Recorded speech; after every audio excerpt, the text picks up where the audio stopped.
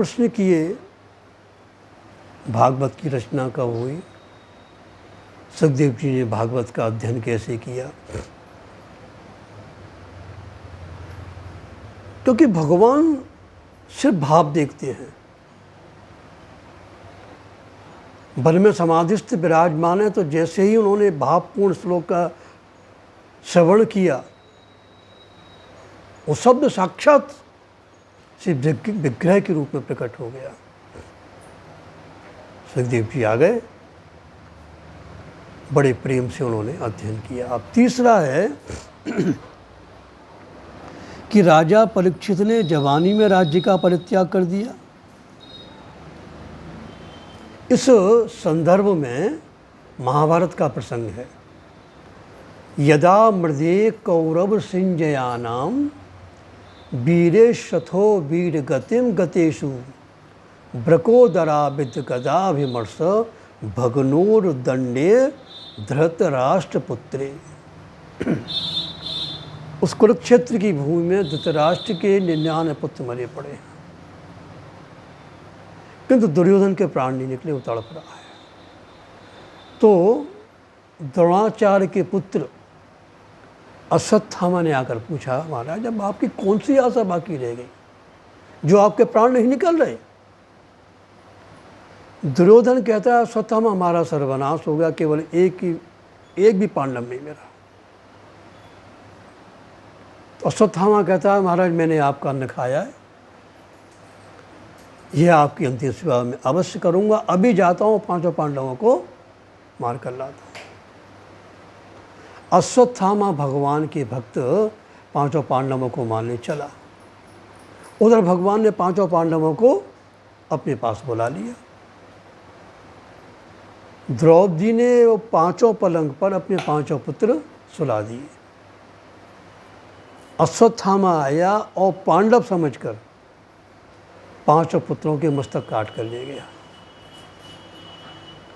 बहुत देर हो गई, द्रौपदी ने सोचा चलो भाई अपने बच्चों को दूध पिला दूं। तो द्रौपदी जैसे ही आई तो क्या देखती है, पलंग पर रक्त की धारा बह रही है। तदा रुदबाष्प कला कुलाक्षी तामशान तिन्नहा किरीट माली। मिलाप कर रही है। भगवान श्री कृष्ण बोले अर्जुन से, देखो द्रौपदी क्यों रो रही, चलो चल कर देखें।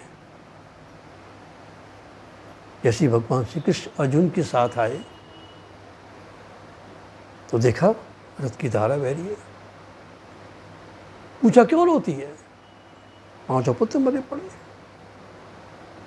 मैं इसलिए रो रही हूं कि जब मेरे पुत्र मरे पड़े थे, न तो वो समाधि में थे, न वो आपका ध्यान कर रहे थे, कहीं उनकी दुर्गति तो नहीं होगी। श्री कृष्ण कहते हैं, द्रौपदी तू तो जाग रही थी ना, उनमें तेरा ही तो रक्त था।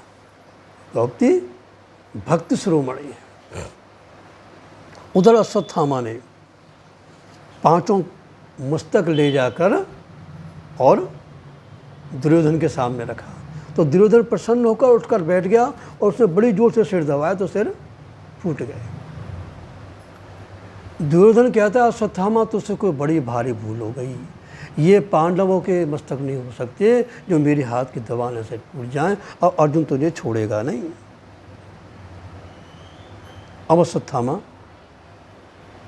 उधर श्री कृष्ण ने, श्री अर्जुन ने पूछा कि माधव ऐसा दुष्कर्म करने वाला कौन हो सकता है। भगवान ने कहा ये काम केवल अश्वत्थामा का ही है, वही माते जीवित है, चलो बैठो रथ में। भगवान पापी को कभी नहीं छोड़ते। उधर अश्वत्थामा ने जैसे पीछे घूमकर देखा, श्री कृष्ण अर्जुन को लेकर रथ में बैठे चले आ रहे हैं।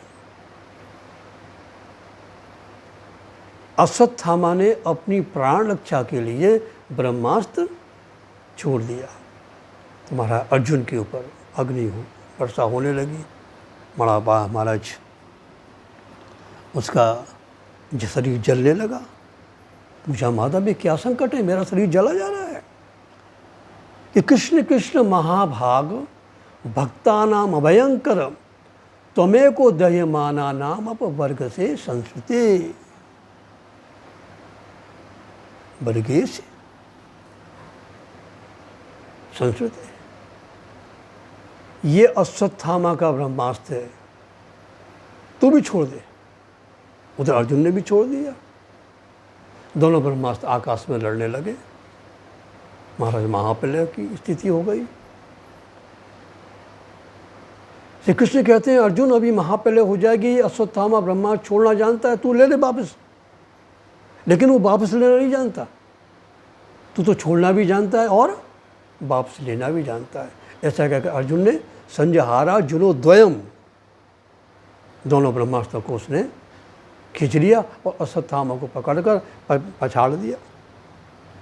यहाँ भगवान श्री कृष्ण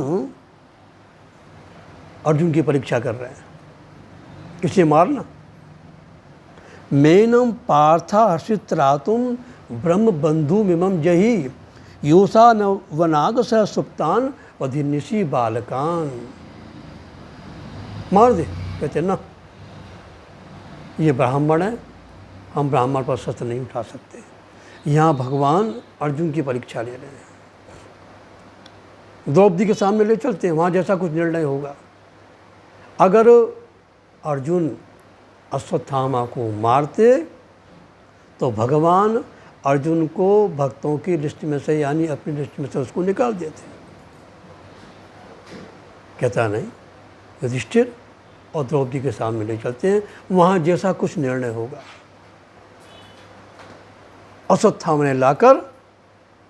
को लाकर अर्जुन ने द्रौपदी के सामने डाल दिया।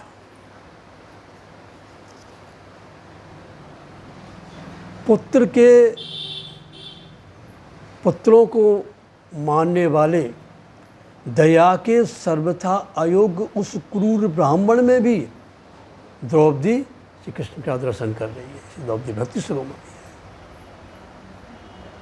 कहते नहीं, इस प्रकार मेरे आंगन में ब्राह्मण का अपमान मैं सहन नहीं कर सकती हूँ। मुच्यताम ऐसा ब्राह्मणों नितराम गुरु। जिन्होंने भी ब्राह्मण का अपमान किया उनका सर्वनाश हो गया। इसकी माँ गौतमी विधवा है, उसके पुत्र नहीं हो सकते।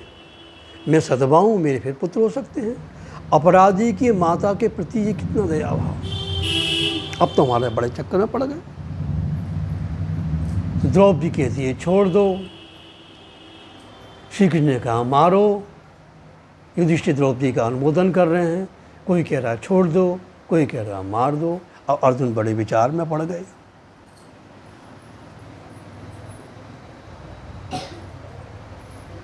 भगवान ने दोनों बातें कही हैं। अर्जुन, ये ब्राह्मण इसको मत मारना, ये आता है इसके मार दे। ब्रह्म बंधुन हंतव्य आतताये बदारण। समझ गए तुम? खग जाने खग एक ही भाषा। ब्राह्मण का अगर मारना हो ना, ब्राह्मण की हत्या करना हो तो उसका अपमान कर दो। उसका अपमान ही हत्या जैसा है। तो ब्राह्मण का अपमान करने वाला ही ब्राह्मण की हत्या करने वाला है।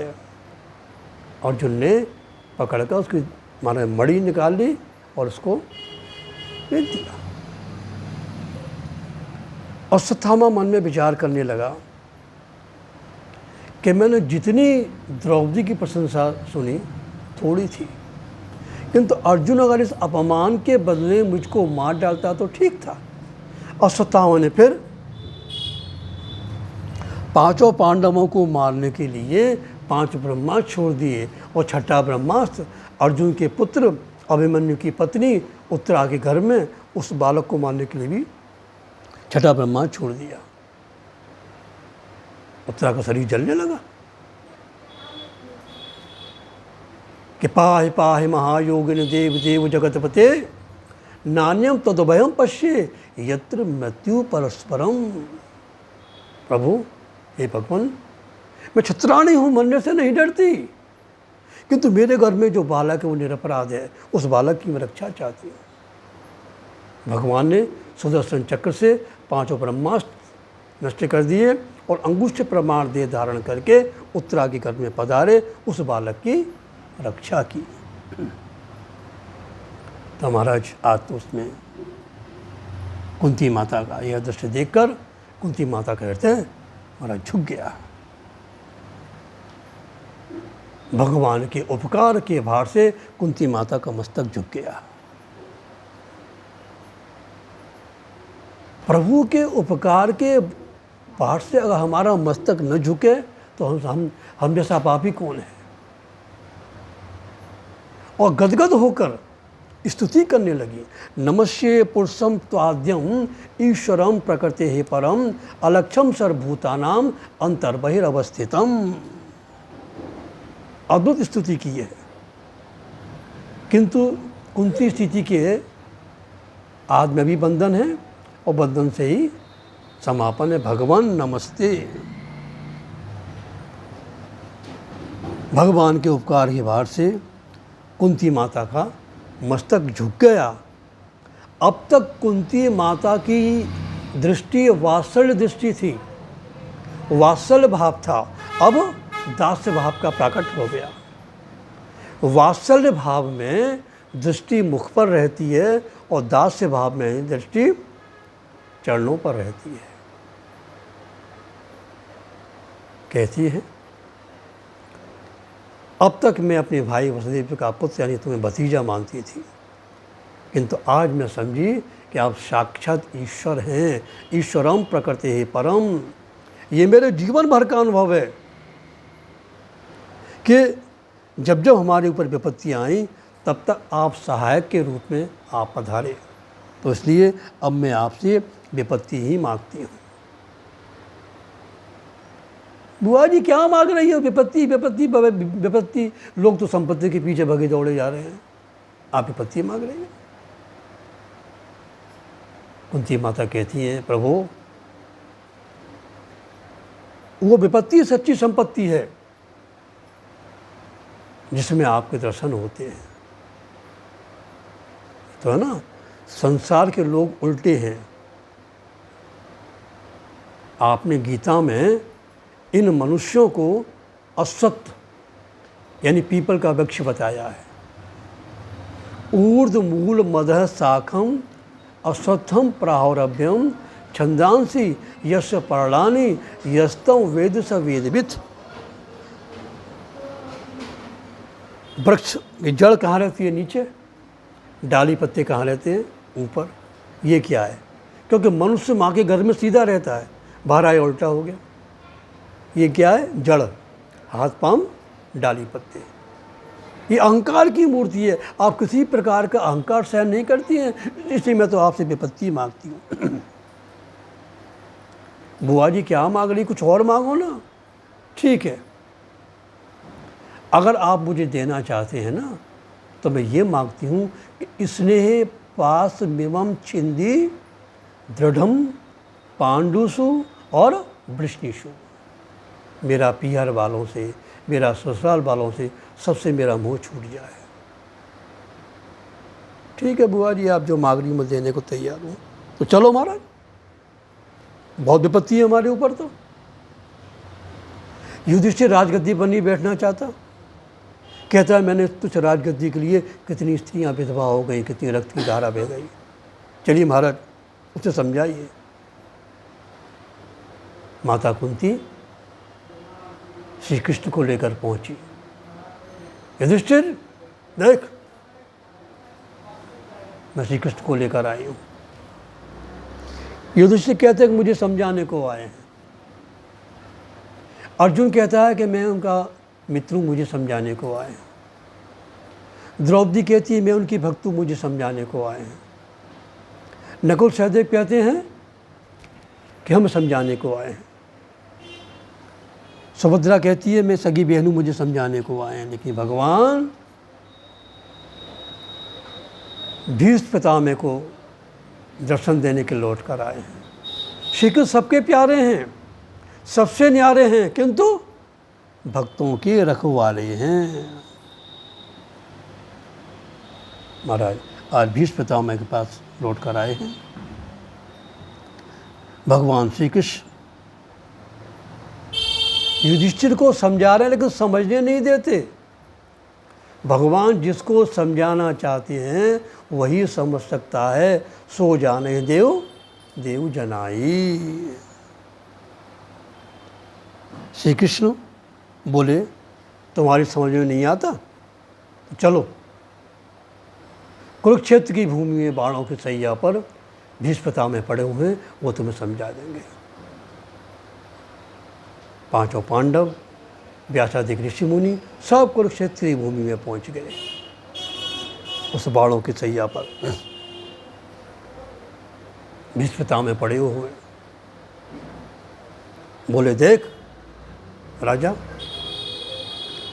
मैं इस भीषण कष्ट में भगवान को भूल गया, पर भगवान तो मुझे नहीं भूले।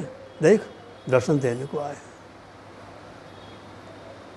हम 24 घंटे में अगर 10 मिनट भी हमने भगवान को नियमित रूप से समय दिया और 23 घंटे 50 मिनट उसको हम भूल गए, किंतु भगवान कभी नहीं भूलता। क्योंकि भूल जाना ये मनुष्य का धर्म है, न भूलना भगवत धर्म है। राजा, ज्ञान के भरोसे नहीं, अंत समय भक्ति ही कल्याण करती है। मैं तो देख भूल गया इस महाकष्ट में, संकट में, लेकिन प्रभु मुझको नहीं भूले। देख दर्शन देने को आ गए। अब तो कहते हैं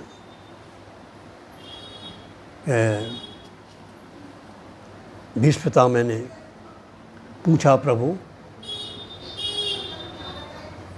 श्री कृष्ण सामने खड़े हुए। पितामह ने पूछा प्रभु मैंने ऐसा कौन सा पाप किया जिसका इतना कठोर दंड मिला, जिसके एक कांटा लग जाए उसे रात भर नींद नहीं आती, और मेरे शरीर में तो सैकड़ों बाण गड़े हुए हैं। श्री कृष्ण बोले तुमने पाप नहीं किया, लेकिन पापियों के पाप से सहमत तो थे। जब दुष्ट कौरव भरी सभा में पतिव्रता पत्नी को नग्न करने की चेष्टा कर रहे थे, तब उसने कहा पितामह क्या हो रहा है, आप बोले क्या? आप तो मौन रहे। मौनम सम्मति लक्षणम, तुम कैसे अपना मानो? फिर बोले प्रभु अब तो अपना लीजिए। पितामह कहते मैं चाहता कि जल्दी पापियों के पाप जल्दी दूर हों। बेचारी द्रौपदी ने एक पुण्य किया, एक ब्राह्मण की लाज बचाई, तो आज भगवान ने उसकी लाज बचाई। द्रुपद सुता ने टेर लगाई और बड़ा चीर नहीं देर लगाई। कितनी देर लगती है महाराज? सारी बिच नारी है कि नारी बिच सारी है कि सारी है कि नारी है कि नारी है कि सारी है। भरी सभा में महाराज, लेकिन प्रभु को हम समर्पित भाव से हो जाएं। द्रौपदी ने अभी एक हाथ से लाज बचा रही, फिर एक हाथ से जब उसने समर्पित हो गई, कितनी देर लगती है? जैसे ही टेर लगाई, भरी सभा में लज्जा राखी, संकट हार मुरारी, प्रभु विनती सुनो हमारी। तो अब तो कह दो कि मैं तेरा हूं। इससे काम नहीं चलता कि हमारे बड़े अपने आप को बनाकर हम तो वही भगवान के बड़े भक्त हैं। नहीं, जब भगवत कृपा होती है उस मार्ग में जब तक हम दैन्य भाव से प्रस्तुत नहीं है, उस मार्ग में, भजन मार्ग में, भक्ति मार्ग में जब तक हमारे अंदर दैन्यता नहीं है, तब तक अपने आप को जितना संकुचित करोगे, भक्ति मार्ग में जितना अपने आप को प्रभु के चरणों में समर्पित भाव से अपने आप को जितना छुपा कर रखोगे, ये नहीं यहाँ क्या है, प्रतिष्ठा सुग्री विष्टा ब्रज में कहा ना, जितना दैन्य भाव रहेगा अपने आप को दिखाने में नहीं। जब भगवत कृपा होती, लोग अपने आप कहते देखो इनके ऊपर भगवत कृपा है। ये मार्ग बड़ा वो कारण ना, ठाकुर मास्टर का एक पद है, एक कि जे को रे आमारास तार कोली सर्वनाश, जो मुझको बचता है ना, और ताई ने छोड़े आमारास, ताई होए दासेर दास। भक्त कौन है? गोपी भर्तुर कमलयो दास दासानो दासो। जब तक दासत्व नहीं रहेगा, जब तक दीनता नहीं रहेगी, जब तक गुरु चरणाश्रित चरण से अपसित नहीं है, तब तक वो नहीं, अपने आप ही जितना नमोगे अपने आप। जब भगवत कृपा होती है तब अपने आप कहते हैं महाराज कितनी गुरु कृपा है, कितनी गोविंद की कृपा है। तो कहते हैं महाराज अब तो अपना लीजिए। कैसे अपनाऊं? तू मेरे विपक्ष में खड़ा रहता। यानी कितने महाराज वो किए कि प्रभु नहीं, पहली बात तो विपक्ष में मैं आपका दर्शन करने के लिए खड़ा था, वहाँ आपके दर्शन हो रहे, और पांचाल जो भीतर थे षड्यंत्र रच रहे थे, मैंने केवल उन्हीं को मारा। कहते हैं पितामह इन्हें कुछ उपदेश दीजिए युधिष्ठिर को। तो भीष्म पितामह ने वही बाणों को सैया पर पड़े पड़े राजधर्म, दान धर्म, मोक्ष धर्म, स्त्री धर्म आदि सामान्य धर्म समझाए, लेकिन उसकी समझ में कुछ नहीं आया। तब पितामह ने कहा कि सर्वश्रेष्ठ धर्म क्या है कि इसमें सर्वधर्माणाम धर्मोधिकतमो मतः यद भक्त्या पुंडरीकाक्षम स्तवै रचे नरस सदा। कि महाराज कमल दल लोचन भगवान को रिझाता रहे। सबसे बड़ा धर्म क्या है? प्रेम धर्म। प्रभु से किसी भी प्रकार प्रेम हो जाए, नाचने से, गाने से, रोने से, ठाकुर से प्रेम करो, कैसे भी हो जाए, ठाकुर की भक्ति करो, इससे बड़ा धर्म और कोई नहीं है। अब तो महाराज कहते हैं कि पितामह आज कह रहे हैं प्रभु से, प्रभु आपने भक्तों से बहुत प्रतीक्षा कराई, अब आप जरा मेरी मरने की प्रतीक्षा करो। सदैव देवो भगवान प्रतीक्षताम कलेवरम याव दिदम हिनो में हम। बहुत प्रतीक्षा कराई महाराज, आज भगवान उदास हो गए। कहती तो इच्छा मृत्यु है, कब मरेंगे? पितामह कहते प्रभु ये काम नहीं चलेगा यहाँ पे, जो मुँह लटका के खड़े हो उदास होकर, मुझको देखते रहिए, प्रसन्न मुद्रा में रहो, पीड़ा छुपा लो अंदर, लेकिन मुझको ऐसे देखो कि मैं कितना प्रसन्न हूँ। प्रसन्न हासा ऋण लोचनो लसन मुखाम्बुजो ध्यान पथस चतुर्भुज। आप देखते नहीं प्रसन्न मुद्रा में अपना महाराज। पितामह एक एक प्रभु की बात याद कर रहे हैं, उनकी आज मति भगवत काम हो गई है, एक एक बात उनका स्मरण कर रहे हैं। इति मति रूप कल्पिता वितृष्णाम भगवत सातत पुंगवी विभूमि ससुख मुपगत कच्युत बिहर्तुम प्रकृति मिपेशु यद्भव प्रवाह। महाराज बड़े ताने मारे दुर्योधन के, दुर्योधन ने बड़े ताने मारे। क्या महाराज आप व्यर्थ हैं, आप सेनापति हैं, 10 दिन से लड़ रहे हैं, एक भी पांडव नहीं मारा, क्या कर रहे हैं आप? उन्होंने कहा ठीक, मैं प्रतिज्ञा करता हूँ, कल 5 पांडव ही नहीं रहेंगे या हम ही नहीं रहेंगे, दोनों में से एक रहेगा। अब सेनापति भीष्म की प्रतिज्ञा। भगवान कौन है? भगवान भक्त भक्तमान। भक्त को कोई कष्ट होता है तो भगवान को चिंता होती है। इधर भीष्म प्रतिज्ञा, अटल प्रतिज्ञा। भगवान ने सोचा कि मैं तो गीता में कह चुका हूँ, कौनते प्रतिजान ही नौ में भक्त पृष्ठति, अर्जुन मेरे भक्त का कोई बाल बांका नहीं कर सकता, तो क्या मेरी गीता झूठी करना चाहते हैं? भगवान को रात भर नींद नहीं आई, भोजन भी नहीं किया, सोए भी नहीं। प्रातःकाल उठते ही और द्रौपदी जल्दी चल, उधर कौरवों में शिविर में भीष्म पितामह भजन ध्यान करते हैं और दुर्योधन की पत्नी भानुमति उनको प्रणाम करने जाती है। मैं तुझे उससे पहले ले चलूँगा और तू वहाँ जाकर उनके चरणों में माथा रख देना। जब बार बार करें बेटी सौभाग्यवती बटो भवो सौभाग्यवती भवो, जब बार बार कहें तो कहना आप आसन पर बैठकर झूठ बोल रहे हो। ऐसा कहकर चल दिए। आगे आगे दासी बनकर चल रहे हैं भगवान, किसकी? द्रौपदी की, उसके सेवक बनकर चल रहे हैं। जूतियां अपने बगल में दबा ली और कौरवों के शिविर में जाकर आप तो बाहर खड़े हो गए शिविर के बाहर और द्रौपदी को भेज दिया। वो तो अपनी आंख बंद करके साधन भजन में बैठे, साधना में बैठे हैं। जैसे उसने प्रणाम किया, सौभाग्यवती भवो, माथा नहीं उठाया। फिर प्रणाम किया, बेटी सौभाग्यवती भवो। कहती है महाराज आप आसन पर बैठकर झूठा आशीर्वाद दे रहे हैं। कौन कौन है तू? मारे में द्रौपदी। कांप गए, माला रख दी।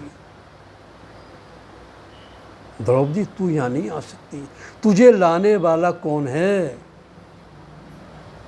माला रख के जैसे उठे शिविर के वैसे ही दरवाजे पर आए। जैसे देखा काली कमनी ओढ़े हमारे भक्त वत्सल प्रभु खड़े हैं। काली कमनी खींची, जूतियाँ टपक गई।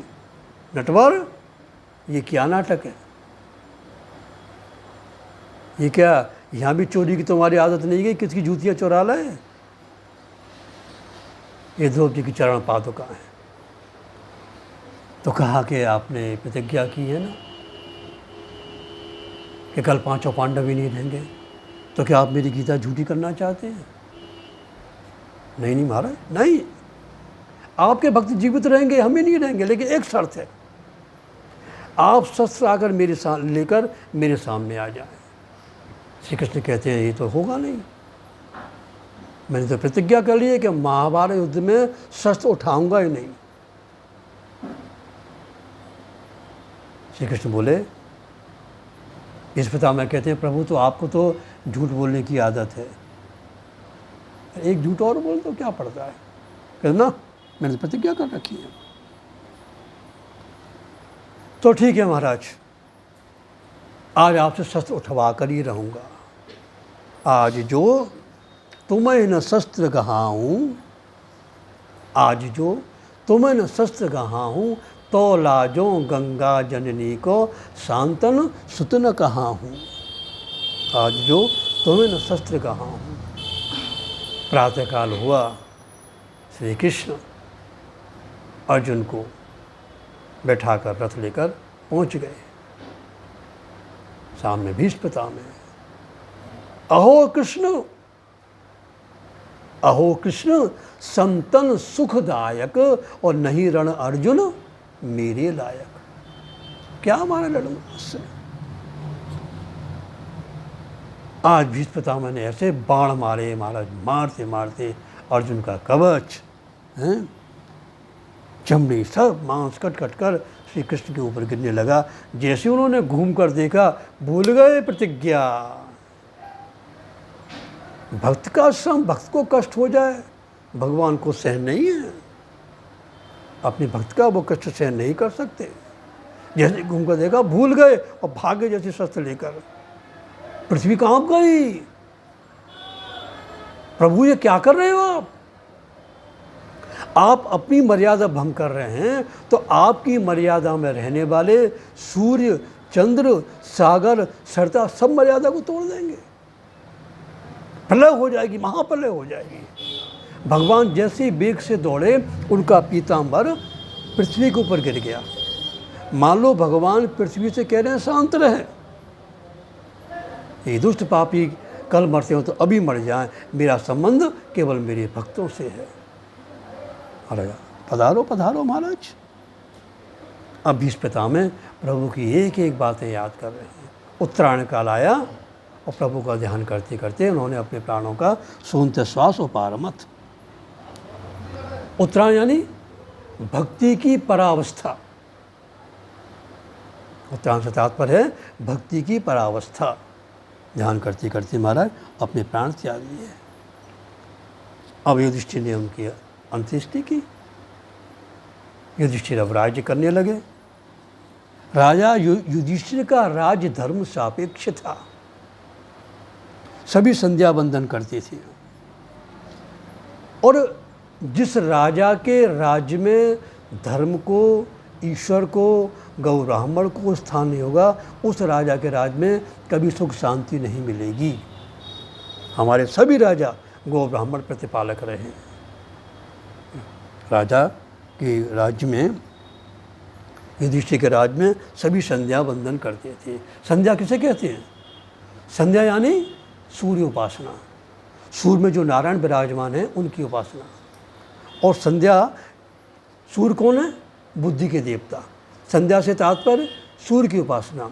सूर्य कौन है? बुद्धि के देवता। संध्या करने से बुद्धि बल प्राप्त होता है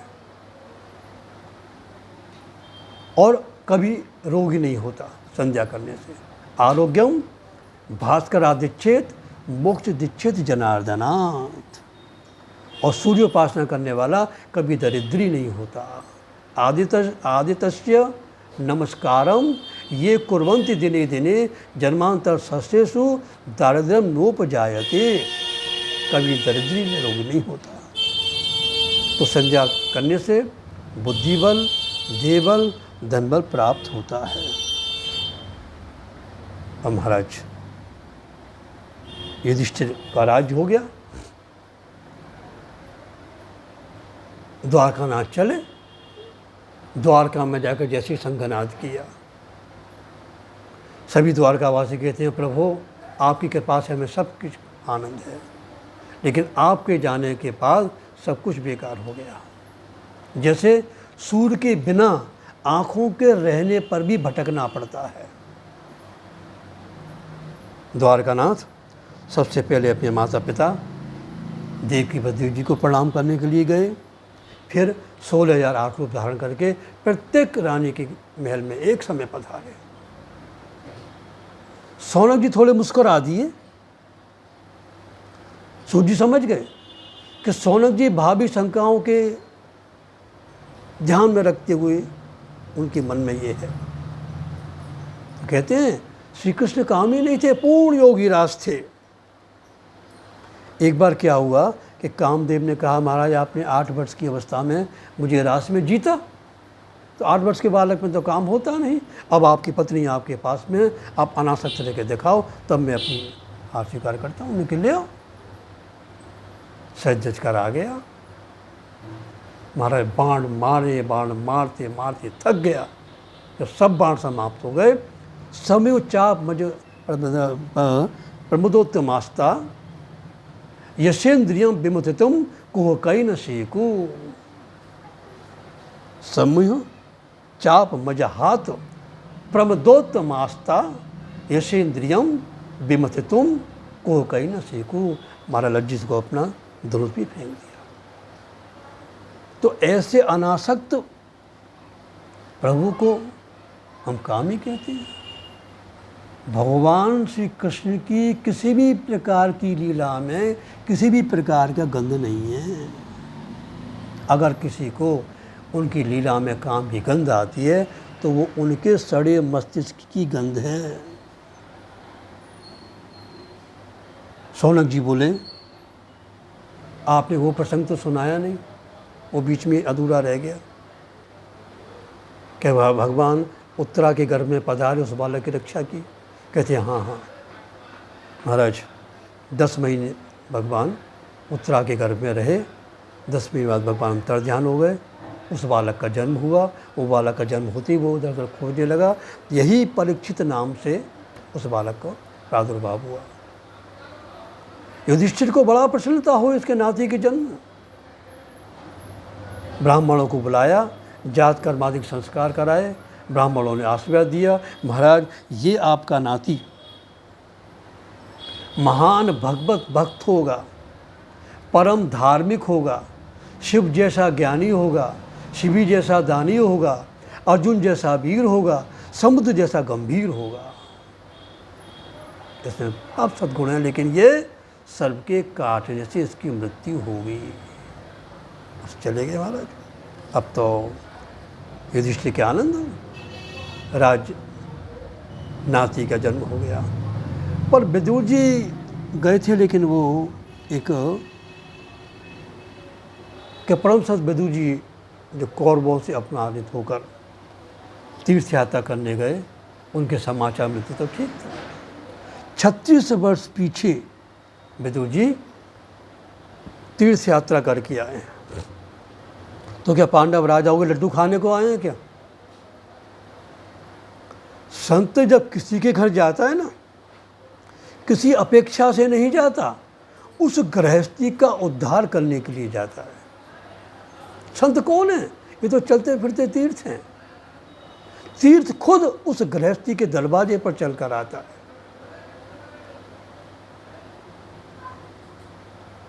विदुर जी क्यों आए? उस अंधे धृतराष्ट्र गांधारी का उद्धार करने को आए हैं। युधिष्ठिर ने देखा, महाराज गले लग गए। पूछा, आपने कहाँ कहाँ कौन कौन से आपने 36 वर्ष तक तीर्थ यात्रा की? एक अक्षर न बोले। कहाँ कहाँ आपने कौन कौन से पुण्य किए? एक अक्षर नहीं बोले। क्योंकि पुण्यों का वर्णन करने से पुण्य नष्ट हो जाते हैं और पापों का वर्णन करने से पाप नष्ट हो जाते हैं। इसलिए संत भक्त कभी अपने पुण्यों का वर्णन नहीं करते, अपने पुण्यों को छुपाते हैं, पापों को वर्णन करते हैं। संत क्या, और संसारी लोग पाप को छिपाएंगे, पुण्यों का वर्णन करेंगे। विदुर सोचते हैं कि अभी तो युधिष्ठिर के सामने मिलना ठीक नहीं है। से रात्रि में विदुर जी के पास गए। विदुर ओ धृतराष्ट्र के पास गए। कौन? भैया विदुर। विदुर जी कहते, क्या सोई नहीं, नींद नहीं आई क्या? कहते हैं, ये कहाँ नींद आए। कहती है, जो जवानी में पाप करता है ना, उसे बुढ़ापे में नींद नहीं आती। तुम क्या सोच रहे हो? क्या तुम्हें फिर राज्य मिल जाएगा? जिसको तुमने जहर के लड्डू देकर खिलाने की चेष्टा की, आज उसी के हाथ से मलाई के लड्डू खा रहे हो और गृहपाल की तरह पड़े हो। भीमाप वर्जितम पिंड मादत्ते गृहपालवत। अरे काल किसी को नहीं छोड़ता, इसलिए समय रहते रहते प्रभु का स्मरण कर लो। भगवान का विस्मरण मत करो, पर भगवान का स्मरण करो। एक दिन मूर्ख तो ही तजेंगे, तू न तजे अवैते। बुद्धिमान तो वही है जो समय रहते रहते प्रभु से संबंध स्थापित कर ले। धृतराष्ट्र बोले, कहाँ जा भैया, मैं कुछ दिखता नहीं, चलो। रातों रात हरिद्वार में गंगा किनारे, कि जहाँ गंगा जी सप्त ऋषियों के ऊपर कृपा करके प्रवाहित होती हैं, वही रातों रात पहुँच गए। प्रातःकाल युधिष्ठिर आए अपने माता पिता को प्रणाम करने, देखा संजय बैठे रो रहे हैं। संजय, हमारे माता पिता कहाँ चले गए? कहते हैं, मुझे तो कुछ नहीं मालूम, आपके माता पिता कहाँ गए? ना हम वेदी व्यवसिता पित्रोर्व कुलनंदन गांधार्या माँ महाबाहो मुषितोषी महात्मा भी। मुझे पता नहीं कि आपके माता पिता कहाँ चले गए। अब तो युधिष्ठिर ने कहा कि जब तक मेरे माता पिता के समाचार नहीं मिलेंगे, मैं अन्न जल ग्रहण नहीं करूँगा। अथा जगाम भगवान नारदः सह तुम्बुरु प्रत्युत्थाया विवाद्यः सानुजो भ्रचयन्यव। जब भगवत भक्त दुखी होते हैं तो संत पधारते हैं। युधिष्ठिर दुखी हुए तो नारद ऋषि और तुम्बुरु ऋषि दोनों पधारे। कहते हैं, युधिष्ठिर कहते हैं, देखो मेरे माता पिता मुझसे रूठ कर चले गए हैं, मैंने उनको कितने पुत्र मारे हैं। नारद जी कहते हैं, नहीं, वो जहाँ गए हैं 6 महीने पीछे तुम्हें भी वहाँ जाना है। वो वर्षों अपना देह त्याग देंगे और तुम अपनी चिंता करो पहले बस। उधर धृतराष्ट्र के देह से योगाग्नि प्रकट हुई। उसी कुटिया में जहाँ है योगाग्नि प्रकट हुई धृतराष्ट्र के देह से और उसमें गांधारी जलकर भस्म हो गई। अब युधिष्ठिर अपने राजकाज में लग गए। धीरे धीरे धीरे धीरे समय व्यतीत होता चला जा रहा है। 6 महीने पीछे युधिष्ठिर को बड़े अपशकुन होने लगे। भीमसेन, मैं क्या देख रहा हूँ? कुत्ते उधर भौंकर के रोते हैं, मेरे मंदिर की मूर्तियाँ एक स्थान से दूसरे स्थान को हट जाती हैं, उनके पसीने आते हैं। तो क्या हमारा अंतिम समय आ गया? हम तैयार बैठे हैं। अगर अर्जुन आ जाता, द्वारकानाथ के समाचार मिलती तो ठीक था। शेषा क्या देखते हैं कि महाराज अर्जुन सामने से चले आ रहे हैं, बड़े उदास निस्तेज। अर्जुन, ये तेरी क्या दशा हो गई है? कितना उदास है, कितना निस्तेज है, क्यों? क्या तूने किसी बालक की हत्या की? क्या तूने परस्त्री गमन किया? क्या तूने शरणागत की तेने उपेक्षा की?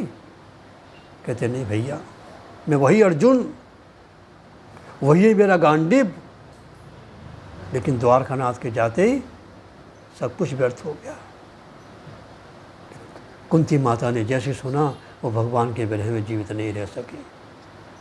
अब तो महाराज युधिष्ठिर ने परीक्षित को राज्य देकर और राजा को वज्रनाभ को मथुरा मंडल का राज्य सौंपकर और चल दिए हिमालय की ओर।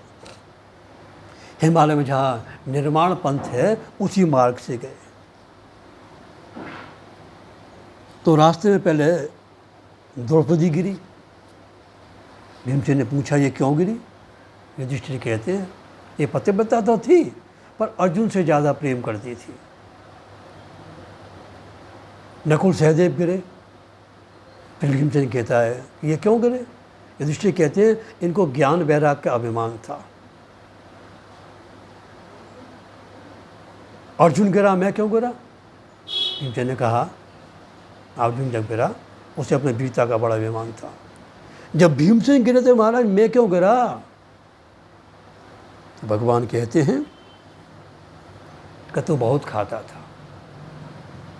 भोजन करना चाहिए आंख बंद करके, लेकिन ब्राह्मण को जमाते समय भोजन करना चाहिए आंख खोलकर, लेकिन ब्राह्मण को जमाते समय आंख बंद कर लेना चाहिए। ये नहीं देखना चाहिए कितना खा रहा है, क्योंकि ब्राह्मण जो भोजन कर रहा है उसके अंदर बैठे भगवान भी खा रहे हैं। तुलसी पोखे एक के दो पोखे जाए। अब युधिष्ठिर चले, इंद्र विमान लेकर आए। युधिष्ठिर के साथ में एक कुत्ता लग लिया। तो इंद्र ने कहा, कुत्ता तो स्वर्ग में नहीं जाएगा। युधिष्ठिर ने कहा कि जो साध पग साथ रहे उसको नहीं छोड़े, मैं से नहीं छोड़ूंगा। यानी उस कुत्ते के कारण युधिष्ठिर ने विमान को भी ठुकरा दिया। कुत्ता कौन था? साक्षात धर्म प्रकट हो गए। तो धर्मराज सदैव स्वर्ग में गए। तो जितना भगवत चिंतन करेगा उतना चेतनता आएगी, और जड़ संसार का चिंतन करेगा तो वो संसार में आएगा। भगवत चिंतन करेगा भगवत धाम में जाएगा, संसार का चिंतन करेगा संसार में आएगा। अब परीक्षित राजा हुए।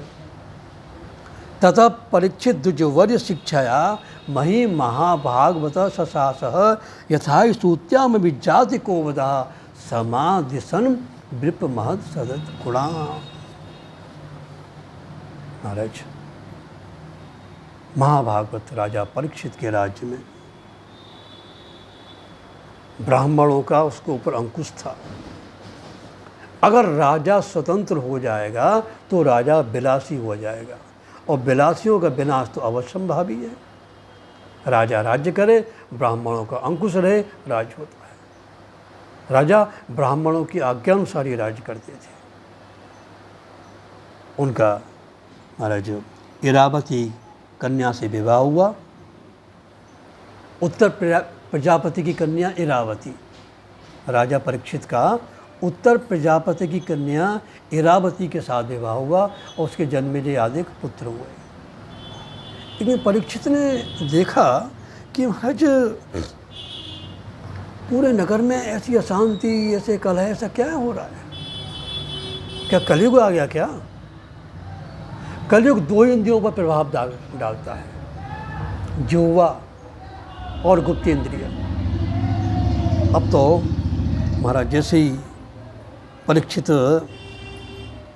चले, एक घोड़े पर बैठकर एक आदमी बैल को पीट रहा है, फिर और एक बड़ी जर्जर गाय है।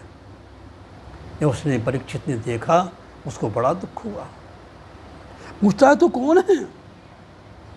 कस्तम मच्छर ने लोके बला धंस बलान बली नर देवों से भीषण नट बध कर वणा द्विज। जैसे उस दुष्ट मानने को हुआ, उसको दुष्ट को चरणों में गिर गया। महाराज जैसे गिर गया तो राजा परीक्षित ने पूछा, ये 3 टांग उसकी नहीं थी ना बैल से, और एक जर्जर गाय थी, तो उससे पूछा कि तुम इस हालत में कैसे हो? बैल से पूछा कि तुम इतना कष्ट कैसे हुआ?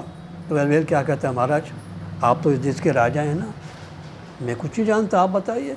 कोई कहता है कि ग्रह दशा कष्ट देती है, कोई कहता है कर्म से कष्ट मिलता है, कोई कहता है किसी कारण कष्ट मिलता है, आप बताइए ना, आप राजा हो।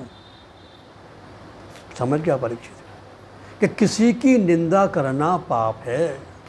तो बैल साक्षात धर्म है, और ये गाय ये पृथ्वी है। कलयुग पृथ्वी को और पृथ्वी पर रहने वाली जनता को सबको कष्ट देता है। धर्म के सतयुग में 4 चरण थे, त्रेता में 3, द्वापर में 2, और कलयुग में खाली एक सत्य नाम एक रह गया है। इसे भी दुष्ट नष्ट करना चाहता है। अब तो राजा परीक्षित समझ गई, तो कलयुग है, निकल जाओ मेरे राज्य से। कहते महाराज कहाँ जाऊँ? सर्वत्र तो आपका ही राज्य है पृथ्वी पर, कहाँ रहूँ? तो जाओ, तुम 4 स्थान पर रहो जहाँ मदिरा पान करने वाले हों, जहाँ जुआ खेलने वाले हों, जहाँ मांस का सेवन करने वाले हों, जहाँ वेश्यागमन करने वाले हों, वहाँ रहो। कहते महाराज कैसे स्थान दे दिए, कोई अच्छा सा स्थान दे दो ना। बोल क्या चाहता? सोना दे दो। अब यहाँ एक प्रश्न उठता है कि सोना कलयुग ने मांगा, तो सोने में का कलयुग का निवास है क्या? अगर सोने में कलयुग का निवास है तो भगवान की लकुट, भगवान की बंसी, भगवान की नूपुर, भगवान के मुकुट, ये तो सब सोने में बनते हैं। और भगवान खुद कहते हैं धातु ना मस्मि कांचन, धातुओं में सोना हूँ। इसका मतलब है कि अधर्म से कमाए हुए सोने में कलयुग का निवास है। वो जानता था कि इनके खजाने में अधर्म से कमाया हुआ सोना रखा है।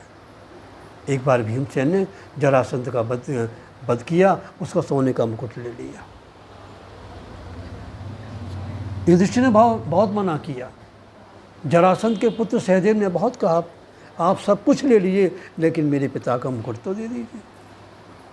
युधिष्ठिर बार बार कह रहे हैं भीमसेन ये अधर्म से कमाया हुआ सोना है। नहीं माना, हमारा खजाने में डाल दिया। युधिष्ठिर ने कभी उसको देखा ही नहीं। आज जैसे ही दृष्टि पड़ी परीक्षित की, उस मुकुट को लेकर जैसे माथे पर पहना, कलयुग सवार हो गया। जैसे सवार हुआ तो वन में शिकार खेलने चले गए। सम्यक ऋषि के आश्रम में पहुँचे, वो तो अपने आंख बंद करके बैठे हैं, उनका अपमान कर डाला। महाराज एक गले में सर्प डाल दिया। कोई कहते हैं जिंदा डाला, कोई कहते हैं उनका काल तो मर चुका था, डालती मर गया। तो जैसे संगी ऋषि को मालूम हुआ तो उन्होंने वहीं कौशिकी नदी में जल लेकर इति लंघित मर्यादम तक्षक सप्तमे हनि कुलांगार दुर्बुद्ध चतुर्दशोदितो दमः। जिस प्रकार इसने मेरे पिता का अपमान किया, आज से 7 दिन बाद उसकी तक्षक सबसे मृत्यु हो जाएगी। वो बालक आकर जैसे पिता के सामने रोने लगे। सिंह ऋषि ने नेत्र खोल लिए, घबरा गए। क्यों? कि भगवान के भक्त को कष्ट हुआ। कहते पिताजी इस प्रकार राजा परीक्षित आए, आपका अपमान करके चले गए, मैंने इनको श्राप दे दिया है। बेटा ये तुमने क्या किया? एक सामान्य अपराध के लिए इतना कठोर दंड, मृत्युदंड की व्यवस्था कर दी। प्रभु क्षमा करें, बालक है। जैसे परीक्षित अपने राज्य में आए, मुकुट उतारा, शुद्ध ध्यान आया, अरे मैं तो सदा सब्जा ब्राह्मणों का सेवक था, उनका ध्यान लगता था, उनका पूजन करता था। आज मेरे मन में ब्राह्मण के प्रति कुभाव आया और मैं भूख प्यास से व्याकुल होकर और उन ब्राह्मण का अपमान कर डाला। मैं आज से भूख को भी त्यागता हूँ, प्यास को भी त्यागता हूँ, इस राज्य का भी परित्याग करता हूँ। उसी समय समीक ऋषि के भेजे हुए शिष्य आए, महाराज सावधान, सिंह ऋषि ने आपको श्राप दिया है कि आज से 7 दिन पश्चात आपकी मृत्यु हो जाएगी। अब वो तो राजा तो नाचने लगा, अरे श्राप नहीं, ये तो मुंह मांगा वरदान है।